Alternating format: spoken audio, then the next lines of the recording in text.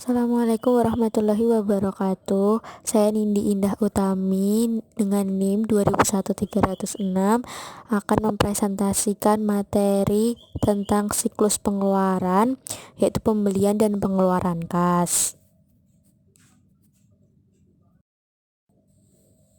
Di dalam siklus pengeluaran terdiri dari 4 aktivitas. Yang pertama ada pemesan bahan baku, perlengkapan dan jasa. Yang kedua menerima bahan baku, perlengkapan dan jasa. Yang ketiga menyetujui faktor pemasok. Yang keempat pengeluaran kas. Nah, kita akan bahas satu persatu 4 aktivitas ini.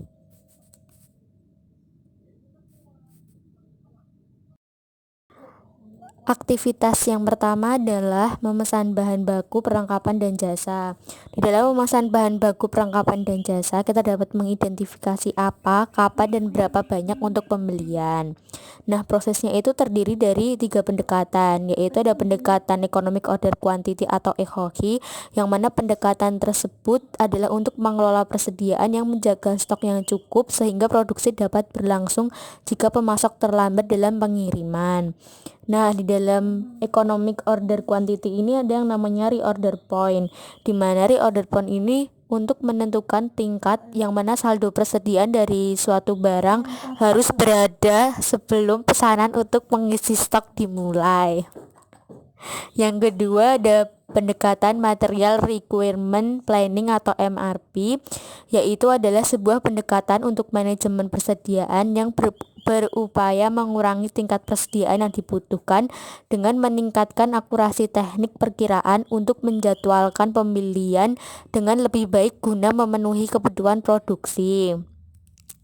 Nah, yang pendekatan yang ketiga adalah sistem persediaan just in time atau JIT Inventory System, di mana sebuah sistem yang meminimalkan atau mengeliminasi persediaan secara virtual dengan membeli dan memproduksi barang hanya sebagai respon terhadap penjualan aktual, bukannya yang diperkirakan.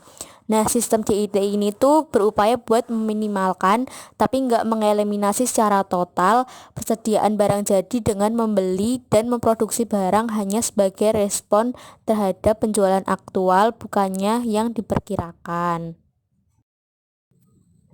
Nah, di dalam aktivitas yang pertama tadi kan ada proses. Nah, yang kedua ini ada ancaman dan pengendalian. Apa saja sih ancaman dalam penerimaan bahan baku barang dan jasa ini?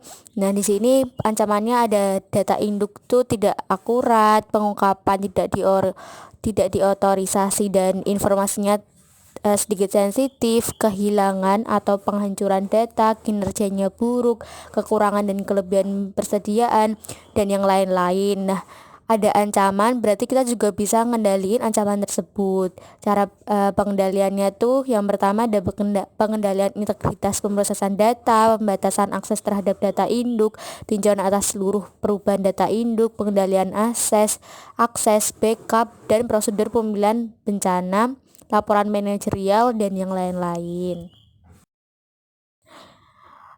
Selanjutnya adalah memilih pemasok. Nah, setelah kebutuhan untuk membeli telah diidentifikasi, langkah selanjutnya adalah memilih pemasok. Dan beberapa faktor yang harus dipertimbangkan ketika memilih pemasok adalah yang pertama adalah harga. Kita mau memilih yang murah atau yang mahal, kemudian ada kualitas bahan baku. Yang ketiga ada keandalan dalam pengiriman. Keandalan dalam pengiriman itu maksudnya seperti kecepatan dalam pengiriman barang, seperti itu. Nah, dalam memilih pemasok ini ada yang namanya pesanan pembelian atau purchase order, yaitu adalah dokumen atau formulir elektronik yang secara formal meminta pemasok untuk menjual dan mengirimkan produk tertentu pada harga yang ditentukan. Nah, ini juga merupakan sebuah janji untuk membayar dan menjadi sebuah kontrak setelah pemasok menerimanya. Aktivitas yang kedua adalah penerimaan bahan baku, di mana di dalam penerimaan bahan baku ini terdapat departemen penerimaan yang bertanggung jawab untuk menerima pengiriman dari para pemasok. Departemen penyimpanan persediaan yang juga melapor ke manajer gudang yang bertanggung jawab untuk menyimpan barang. Nah, bagian penerimaan ini tuh punya dua tanggung jawab utama. Yang pertama, memutuskan apakah menerima pengiriman. Yang kedua, memeriksa jumlah dan kualitas barang. Nah, ketika pengiriman tiba, seorang petugas penerimaan itu tuh membandingkan nomor pesanan pembelian yang direferensikan pada slip pengepakan pemasok dengan pesanan pembelian terbuka untuk memverifikasi barang yang dipesan. Petugas penerimaan kemudian menghitung kuantitas atas barang yang dikirimkan. Selain itu, petugas juga harus memeriksa kualitas atas barang yang dikirimkan. Nah, kemudian ada laporan penerimaan yang mendokumentasikan detail-detail mengenai pengiriman, termasuk tanggal penerimaan, pengirim, pemasok, dan nomor pesanan pembelian. Laporan ini tuh juga berisi tentang ruang untuk mengidentifikasi petugas penerima dan pemeriksa barang yang diterima. Pada aktivitas yang kedua ini juga terdapat ancaman dan pengendalian. Nah, ancamannya adalah menerima barang tidak dipesan, kesalahan dalam perhitungan, memverifikasi penerimaan jasa, pencurian persediaan. Dan pengendaliannya adalah mensyaratkan keberadaan pesanan pembelian yang disetujui, tidak menginformasikan pegawai penerimaan mengenai kuantitas yang dipesan, mensyaratkan pegawai penerimaan agar menandatangani laporan penerimaan, dan yang lainnya. Aktivitas yang ketiga adalah menyetujui pemasok. Aktivitas yang ketiga dalam siklus pengeluaran ini adalah menyetujui faktor pemasok untuk pembayaran. Departemen Bagian Utang menyetujui faktor pemasok untuk pembayaran sebuah kewajiban hukum untuk membayar pemasok yang timbul pada saat barang diterima. Ketika faktor pemasok diterima, Departemen Bagian Utang akan bertanggung jawab untuk mencocokkannya dengan pesanan pembelian dan laporan penerimaan yang berkaitan. Nah, ada dua cara untuk memproses faktor pemasok yang disebut sistem non-voucher atau voucher. Dalam sebuah sistem non-voucher, tiap-tiap individual dalam file utang dan kemudian disimpan dalam file faktur terbuka.